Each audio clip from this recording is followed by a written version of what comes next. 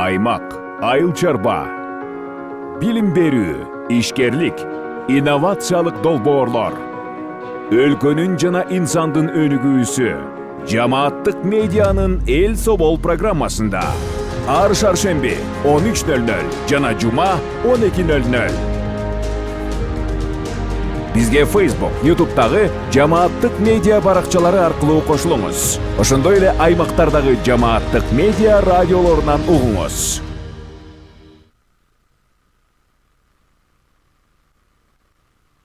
Кутман күнүңүз менен көрөрман жана угарман, жамааттык медиа студиясында эл собол программасы өз эфирин баштайт. Эфирде мен Айгерим Болотбекова алып баруудамын. Бүгүн биз дары чөптөрдүн сырлары тууралуу сүйлөшөбүз. Ал үчүн студияга Фитолек средства ишканасынын негиздөөчүсү Жанар Алгожоеваны чакырганбыз. Кутман күнүңүз менен студияга кош келиңиз. Саламатсыздарбы. Алгач ошо 94-жылдан бери дары чөптөрдү жиноо менен алектенип келеткенсиз. Мындай узак убакыт бою дары чөптөрдү жыйнаганга, ушулар менен алектенгенге сизде мындай эмне түрткү болот, ошолор боюнча айтып берсеңиз. Айгерим, ишиңерге ийгилик. Мен ошо 94-жылдан бери ушу дары чөп менен алектенип калдым. 90-жылдары базар экономикасы болуп, анан дипломдордун баарын сандыкка салып коюп базарга чыгып кетпедиби элдин баары ошол кезде. Мен дагы ушу базарга чыгып калдым. Ушу дары чөп сатып иштеп калып, анан ушу дары чөптүн сырларын үйрөнө баштадым. Анан окуй баштадым, сурам жылай баштадым. Ошентип анан өзүм сусамырдын кызы болом. Анан сусамырдан ошо бозунач бессмертник деген чөптү терип келип, анан ошондон башталып кетти.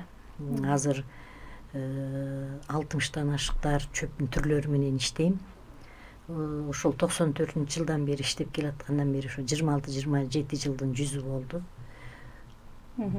Ошо өзүңүз айткандай, башында буларды жөн гана терип келип, мындай дүң бойдон эле сатып жүрсөңүз, азыр мындай чайларды жасап, таңкактаганга, дагы башка продукцияларды чыгарганга өттүңүз. Негизи бул Кыргызстандагы дары чөптөр эмнеси менен баалуу, эмнеге пайдалуу, кантип жардам берет? Эми бул Кыргызстан Борбордук Азия боюнча Кыргызстан биринчи орунда деп айтсам болот, дары чөптүн көп түрдүүлүгү боюнча. Биздин экология таза, тоодо өсөт, табигый өсөт. Анан акыркы 2 жылдары, экинчи жыл болду, өстүрө башташты да. Анан бул табигыйлыгы менен, тазалыгы менен, тоодо өскөндүгү менен айырмаланат Кыргызстандын дары чөптөрү. Анан муну мисалы кайсыл дары чөп эмнеге пайдалуу, анан бул көбүнчө кыргыздар үчүн, алардын организми үчүн негизи ыңгайлашылганбы же баардыгы үчүн эле мындай жарайбы? Эми бул дары чөптөр 3 жаштан 100 жашка чейин ичсе болот да. Анан профилактикага көбүнчө колдонулат. Биздин ата-бабаларыбыз колдонуп келген да дары чөптү. Мисалы ак кодол, мумиё, Манас эпосунда колдонгон. Манас эпосунда колдонгон дары чөптөр ошо эрмен, шыралжын, уулжан деген дары чөптөрдү Манас эпосунан тапсак болот да. Анан муну ата-бабаларыбыз колдонуп келген. Малга колдонгон, косметикага колдонгон, адам өстөрүн дарылап алганга колдонгон, көчмөн ашканага колдонгон. Илгери эле ата-бабаларыбыз колдонуп келген да. Ошол рецепттер ушул убакка чейин колдонулуп келатат. Демек, бул дары-дармек катары эмес, оорунун алдын алуучу катары пайдалануу керек. Мен бул оюңа кошула албайм, анткени бул алдын алууга дагы колдонулат, анан узак убакытка ичсе дарыланганга да колдонулат да. Бирок ошол эле учурда мунун биз дары чөптөрдүн сырлары деп атпайбызбы? Кайсыл дары чөптөр кантип бири-бири менен айкалышат, кантип туура ичиш керек, туура жыйнаш керек деген бир көп ичине жумуштарды кантип турса керек ичин. Ооба, бул дары чөптүн кайсы мисалы бир дары чөптүн жалбырагы кетсе бир дары чөптүн гүлү кетет дарычылыкка. Бир дары чөптүн мисалы бак дарактагы мисалы ит мурун, тоо карагаты, кээ бир дары чөптөрдүн сабагы кетет. Кээ бир дары чөптүн тамыры кетет. Ошондой мисалы какым кукум дары чөбүнүн адубанчик деп коет орусча. Мунун гүлү, жалбырагы, тамыры үчөө тең кетет. Ошондой дары чөптөр бар да, мисалы убагында жыйнаш керек, муну гүлдөп атканда жыйнаш керек. Анан күзүндө баягы уруктаган кезде уругун алып жерге көмүп чачып коюш керек. Ошондой дагы сактап калуу керек да бул дары чөптү. Баарын эле бүт эле тере бербеш керек, муну дагы ыгы менен териш керек.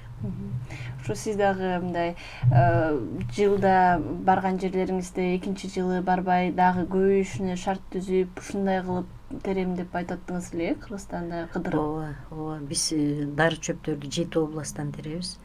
Анан бир жыл барган жерге 3 жыл, 5 жыл барбайбыз.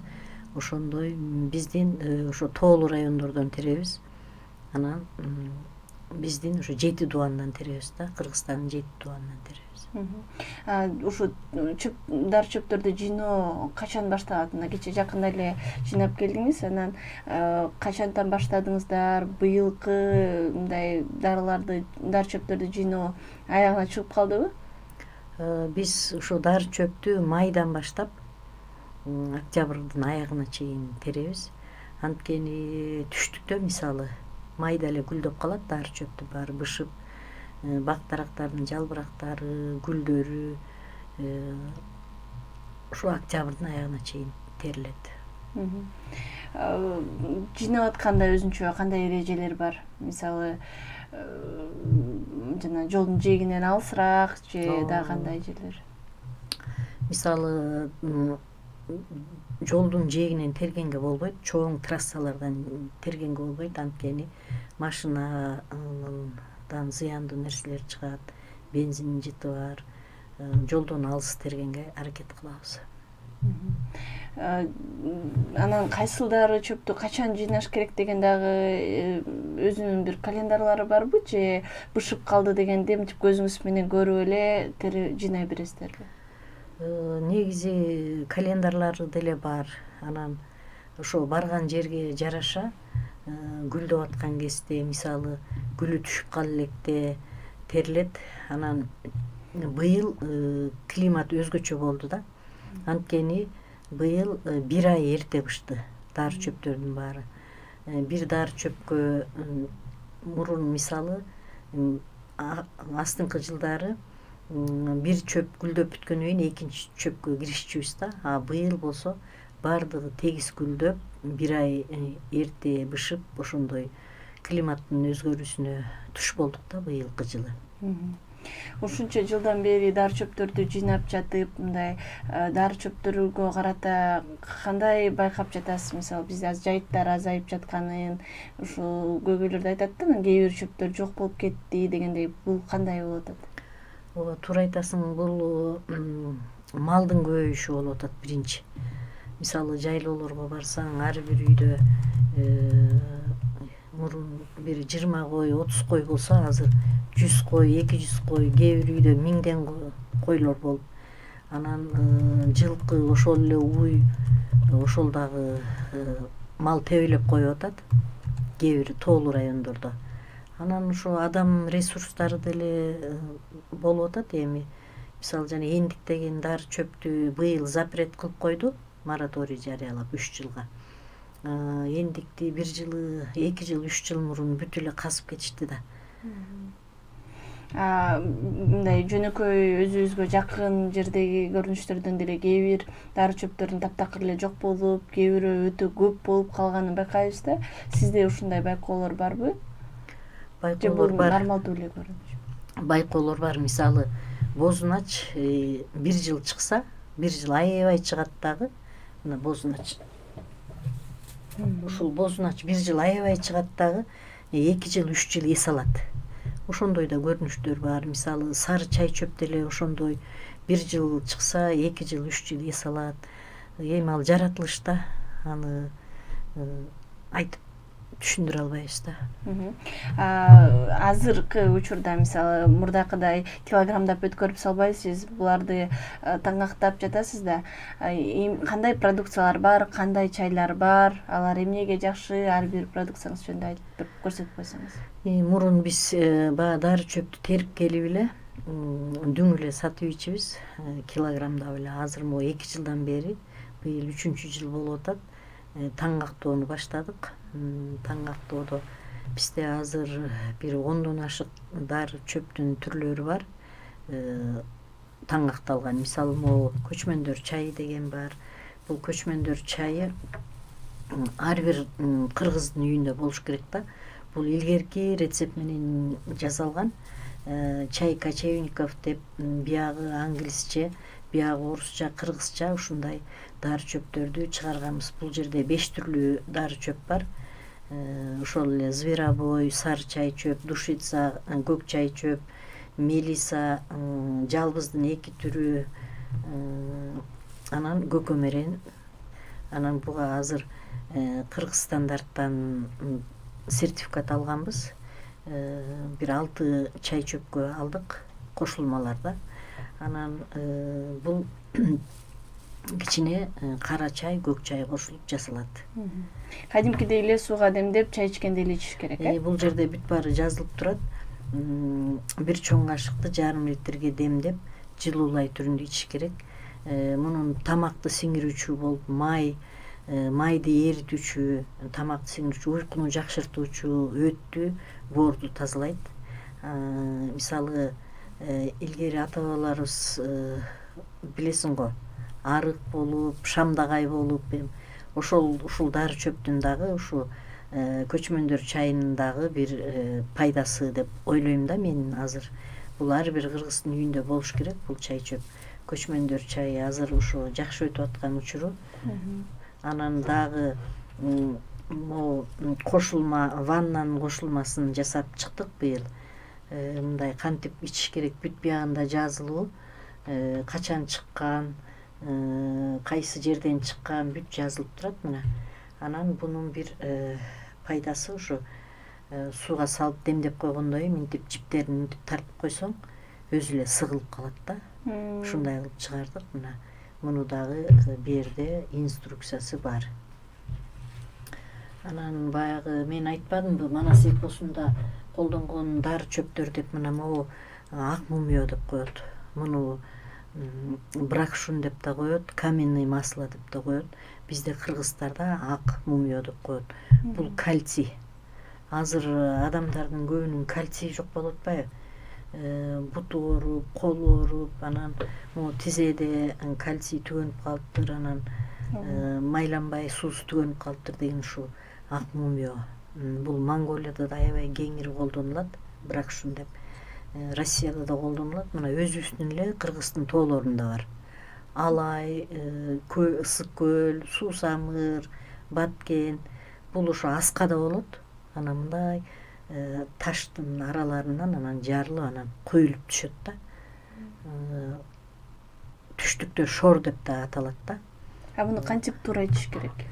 Мунун ошо 3 граммын 1 литр сууга, кайнак сууну муздатып коюп, 1 литр сууга ошо 3 граммын салып коюп, эритип, анан суюктугун ичиш керек. Түбүндө таш кумдары калат, аны ичпеш керек.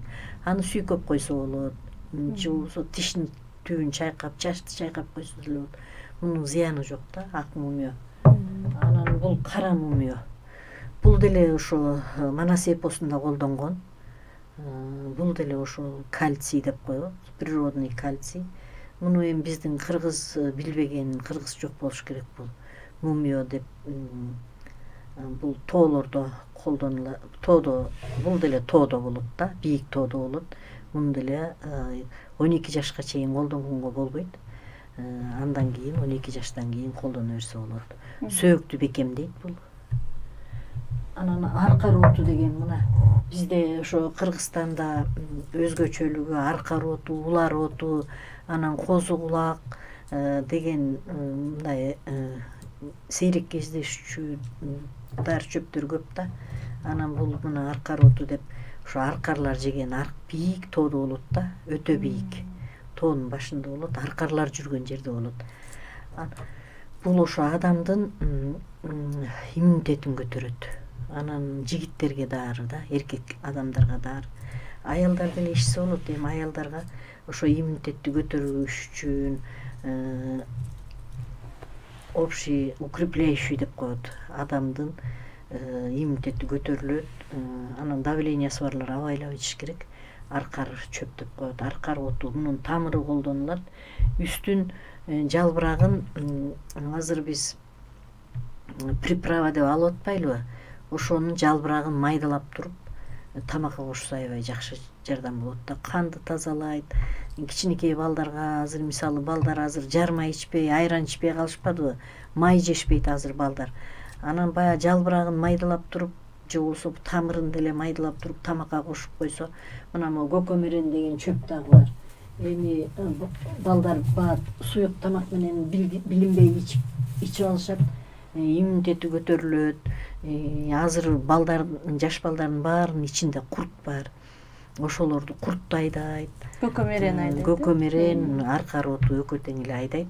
Бул экөө тең бийик тоолордо өсөт. Могу таштак жерлерде өсөт. Негизи буларды кайнак сууга салганда өзүнүн касиетин жоготуп салбайт да, Эми кайнак сууга салганда мисалы мумиё менен чага деген бар. Березовый гриб деп коет. Ак кайынга мындай козу карындай болуп чыгат.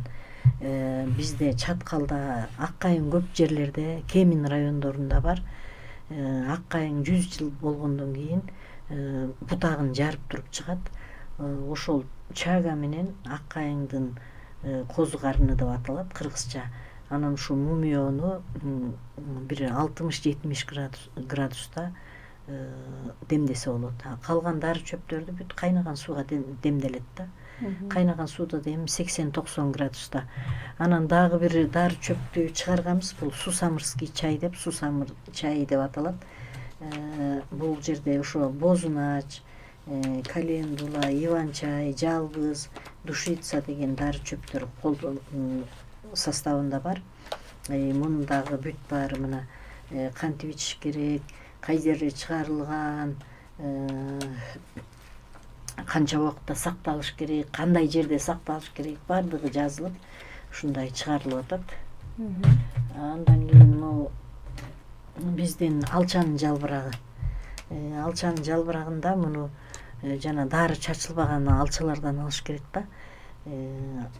Ошо көбүнчө могу Кемин районунан, анан ушу чүйдөн ушу чогултабыз. Бул ферментированный деп атпайбы? Бул ачытылган. Бул алчанын жалбырагын алып туруп эле эме кургатып койбойбуз. Муну ошо суу кезинде ачытып, бул ферменттелген дары чөптөр, иван чайды дагы фермент деп атабыз. Анан ушу алчанын жалбырагын фермент деп атабыз. Бул ачытып атабыз да, кыргызча ачытылган. Бул мындай жөнөкөй кургатылган дары чөпкө караганда 2 эсе пайдалуулугу күчтүү да. Ферменттелген. Анан ушу алчанын жалбырагын ферменттеп, анан буга кичине көк чай, кара чай кошуп чыгарып атабыз. Бул эмнеге жакшы бул чай? Бул бөйрөккө жакшы, анан канды тазалайт. Мына биягында кыргызча, орусча, англисче баары жазылып турат, каяктан чыккан, кандай сакталыш керек баары жазылып турат. Ушул азыр 6 дары чөп чайларыбызга сертификат алганбыз. Азыр бул Кыргызстандын ичинде эле эмес, Россияга, Казакстанга да сатылып атат.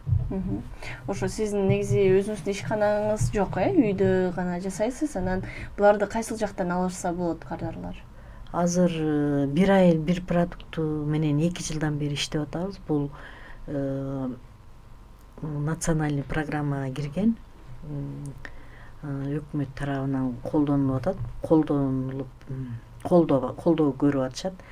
Анан ошо бир айыл бир продуктунун магазиндеринде сатылат. Каракол шаарында, анан Бишкекте Анан эко магазиндерде айыл азыгында сатылат.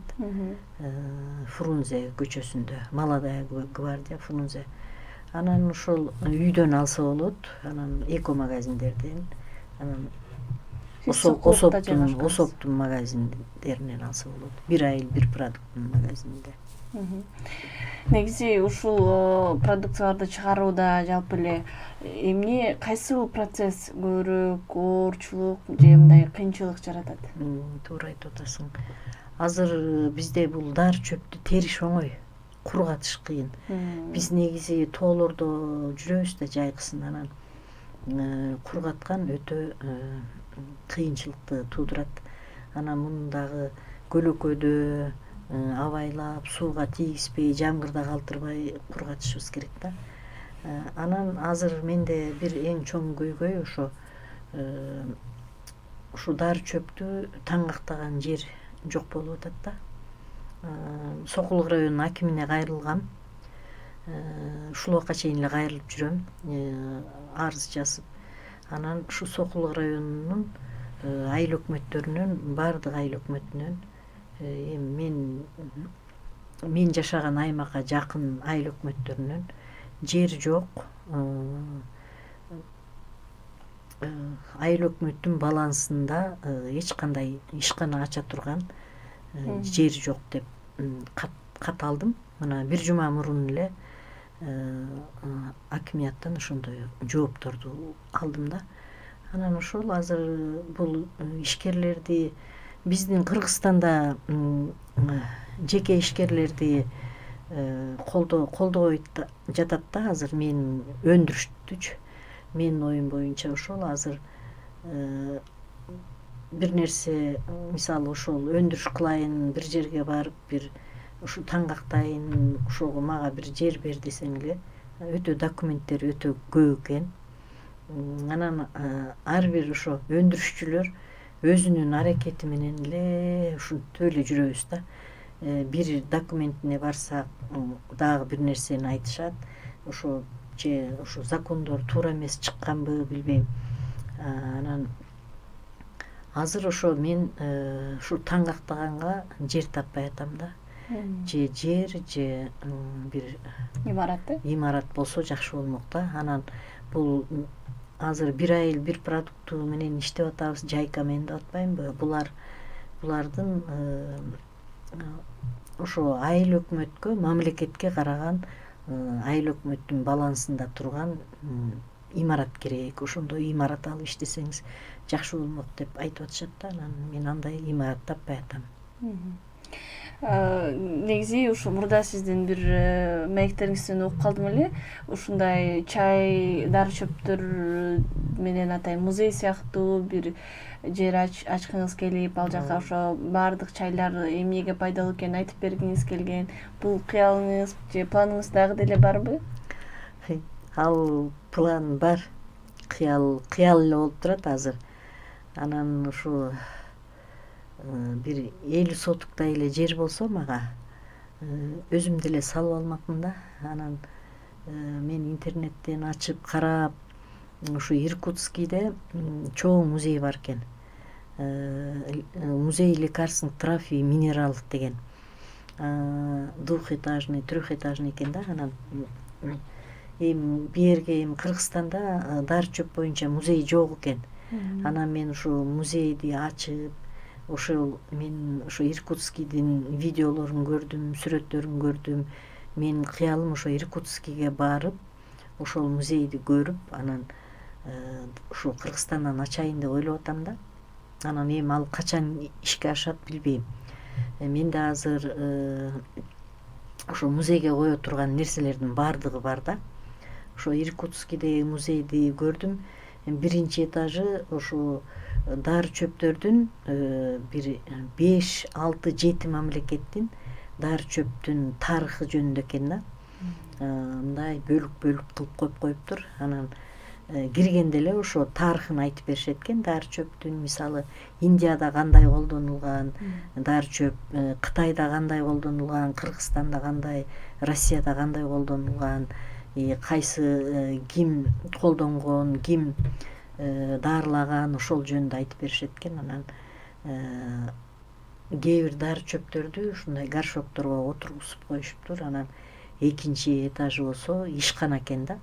Мен азыр могу продукцияларды жасашат. өндүрүш экен да. Анан ошол келген туристтерге ошо биринчи этажынан тарыхын айтып берип, анан дары чөптөрдүн баарын полка кылып тизип коюптур. Анан экинчи этажында болсо ишканада кантип процесс терилгенден баштап магазиндин полкасына жеткенге чейинки процессти көргөзүп беришет экен да.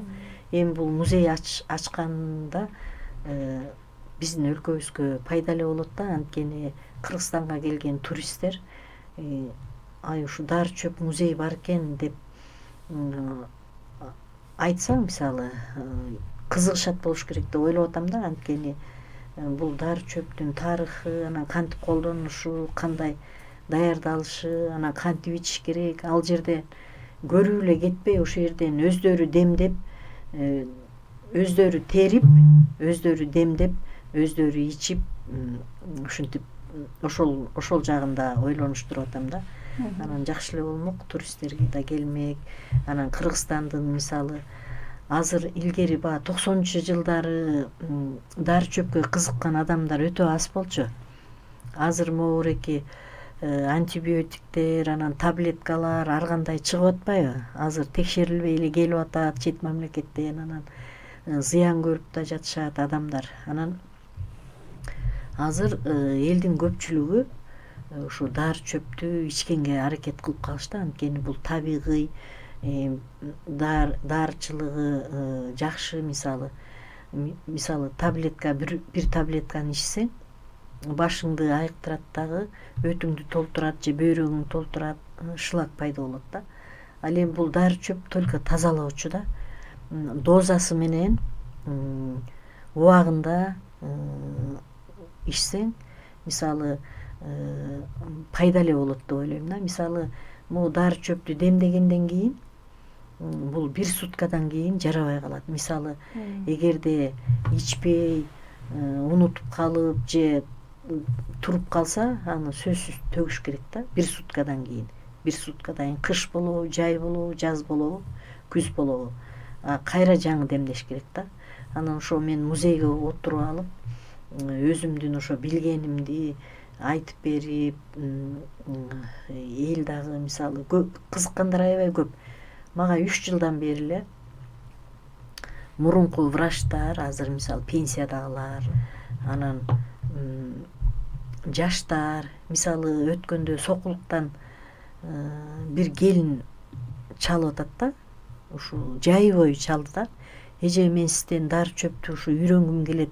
Мен мисалы, ал келин айтат, мен 3 балам бар, ушу 3 баламды эле баш ооруганда, температура болгондо, тамак ооруганда, өзүм деле тамак ооруганда кайсы чөп менен демдеп чайкай коем. Мисалы биздин бакчабызда эле өзүбүздүн мисалы азыр 9 сотук, 10 сотук огороддорубуз барга. Ошол жерде эле мисалы бир калп айтпасам бир 20 түрлүү дары чөптү тапсак болот да. Мисалы алчанын жалбырагы, ошол эле карагаттын жалбырагы, ошол эле малинанын жалбырагы, жерде жанагы койчу баштык, бака жалбырак, чалкан ар бир огороддо бар. Жанагы какым кукум ар бир огороддо бар. Лапух, төө жалбырак ар бир огороддо бар. Анан чет мамлекеттен келгендер дагы суранып атышат. Ушул биз окуп үйрөнөлү дедик элек, жайында бир лагерь уюштурбайсызбы? Жайлоого барып көрүп, анан бизде дагы дары чөп менен дарылаган адамдар бар да. Алар дагы суранып атышат да. Мисалы кээ бирөөсү мисалы тоого ушундай лагерь уюштурсаңыз барып, өзүбүз терип алсак, кайсы чөп кандай экенин, кандай өсөрүн билсек, анан кантип демдебиш керек, кантип спиртке ачытыш керек, кантип кымызга, биздин ата бабалар кымызга ачытып ичкен да. Мисалы кучала деген дары чөбүбүз бар, ак кодол деген дары чөбүбүз бар. Бүт сөөктү бекемдей турган, адамдын иммунитетин көтөрө турган, ошолорду да кымызга ачытып ичишкен. Ошонун рецепттерин айтып берип, үйрөтүп, могу чөп буга дары, мына монтип өсөт деп жайында сезондо 3 айда бир уюштурсаңыз болот эле деп суранган адамдар көп да. Сонун идеяңыз бар экен. Биз дагы бул тезирээк ишке ашышын каалайбыз. Бизге бөлүнгөн убакыт соңуна чыгып келатат. Эфир соңунда кыскача негизи дары чөптөр боюнча адамдар эмнени билиш керек? Мисалы, сиз айтып аткан кээ бир пайдалуу маалыматтарды алып алар мындай туура эмес ичип коюшу мүмкүн да. Ушул жерлерде мынтип эмнени эң негизги эске алыш керек экенин айтып койсоңуз чындыктайлы. Эми дары чөптүн уулуу дары чөптөр да бар да Кыргызстанда. Ошону таанып билиш керек. Анан дары чөптү мынтип эле алып талаадан эле мынтип ооско салып жей бербеш керек. Ал уусу барбы? Мисалы, Сусамырда бир жылы жайлоодо жүрсөм, уу коргошундун гүлүн бир эже букет кылып көтөрүп алыптыр баласы экөө. Чуркап барып эле колунан алып ыргыттым. Эже, бул уу, могу балаңызга зыян келет. Бул ууланып каласыз деп. Анан ошо уулуу дары чөптү билиш керек биринчи. Анан баарын эле ооско салып жей бербеш керек, иче бербеш керек. Чоң рахмат, убактыңызды бөлүп угармандарга дары чөптөр боюнча пайдалуу, кызыктуу маалыматтарды айтып бергениңизге ыраазычылык билдиребиз. Урматтуу Жамааттык медианын көрөрманы жана угарманы, сиз Эси бол программасынын кезектеги көрсөтүүсүн көрдүңүз. Бул жолу биз дары чөптөрдүн сырлары тууралуу Фитолек средства ишканасынын негиздөөчүсү Жанар Алгожоева менен маектештик. Эфирди менен Айгерим Болотбекова алып бардым. Кайрадан эфир аркылуу амандашканча саламатта туруңуз. Аймак, айыл чарба, билим берүү, ишкерлик, инновациялык долбоорлор, өлкөнүн жана инсандын өнүгүүсү Жамааттык медианын Эл Собол программасында ар шаршемби 13:00 жана жума 12:00.